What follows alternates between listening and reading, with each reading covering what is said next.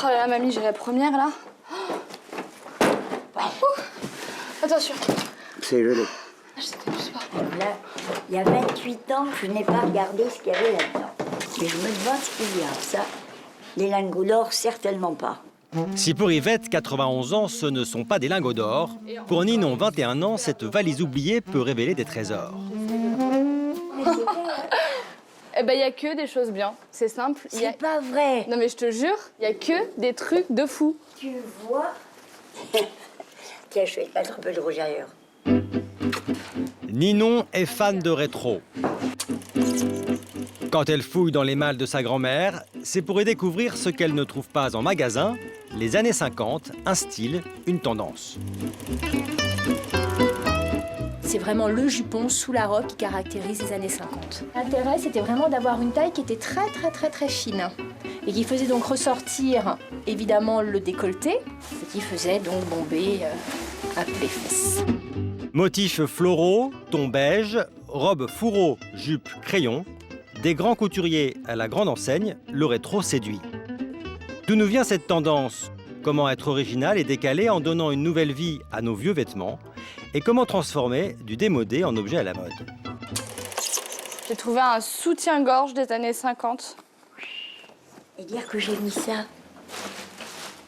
J'avais dû mettre ça avec la robe de bal.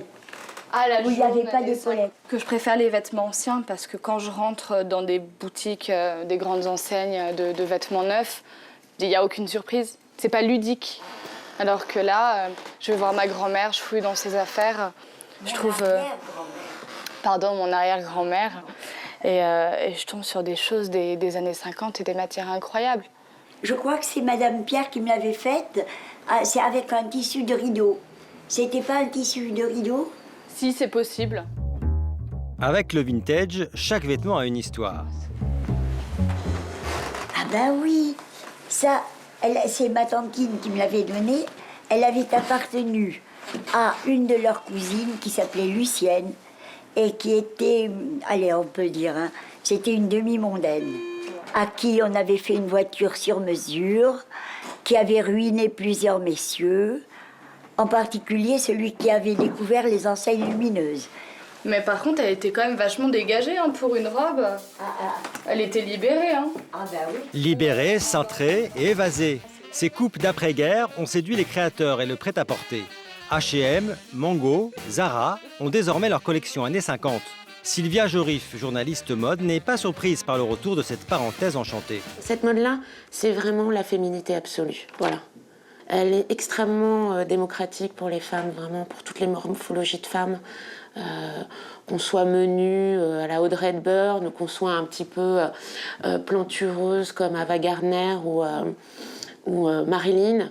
Voilà, c'est une mode très gratifiante pour le corps. La majorité des créateurs qui font cette mode des années 50, là, enfin, qui la citent et qui s'en inspirent, n'étaient pas nés. Donc c'est aussi pour eux une espèce de fantasme. C'est pas, y a pas de nostalgie dans le fond. C'est comme une espèce d'exercice de style. Les vêtements rétro, c'est avant tout dans les boutiques vintage qu'on les trouve. Ninon en a ouvert une. Ici se cachent quelques petits trésors. Ça, par exemple, ça coûte 100 €. Elles ont quand même 60 ans, donc l'intérieur est nickel. Ça, c'est une pièce magnifique. C'est une petite cape en renard, cousu main, années 50. Ça coûte 150 €. Donc voilà, le vintage, c'est aussi ça. On a envie de porter des bonnes qualités et acheter de la fourrure dans le neuf, c'est juste pas possible. Qui partent comme ça en point. Le rétro, c'est un style, mais surtout une qualité inimitable. On ne peut pas retrouver des vêtements aujourd'hui qui ont les détails des vêtements des années 50. Ça coûterait beaucoup trop cher en main-d'œuvre. Là, c'est du piqué main, c'est des ourlets qui sont cousus main aussi. C'est pas comparable. Si la qualité est au rendez-vous, certains vêtements peuvent paraître ringards. Bonjour. On va tout changer, ça. Céline Henley est spécialisée dans le recyclage et se met au défi de redonner une nouvelle vie à vos vieux vêtements. Démonstration avec un manteau sans allure récupéré dans une friperie. Que donc on peut fermer comme ça. Et dans les anciens vêtements, il y a souvent une solidité et une technique que justement aujourd'hui qui est un petit peu plus difficile à trouver. Un manteau qu'on achèterait aujourd'hui qu'on aurait porté pendant 10-15 ans, enfin, c'est même pas possible. Quand on les prend comme ça, je trouve qu'on peut pas les porter. Ils ont besoin d'être transformés, remis en état, recoupés un peu, changer les boutons sont souvent un peu ringards. Enfin voilà, puis il faut un passage, il faut pouvoir l'utiliser, il faut rentrer dedans. Elle commence par retrousser les manches, puis referme le col, remplace les boutons. Ensuite, elle raccourcit la longueur. Et Céline a même pensé à l'accessoire. Avec une ceinture, là, nous, on fait des ceintures avec des cravates, mais ça peut être une ceinture en cuir, un ceinturon, quelque chose de plus basique. Le tour est joué. Pour un manteau tout neuf, comptez entre 50 et 100 euros. Les années 50, ça peut être aussi un mode de vie.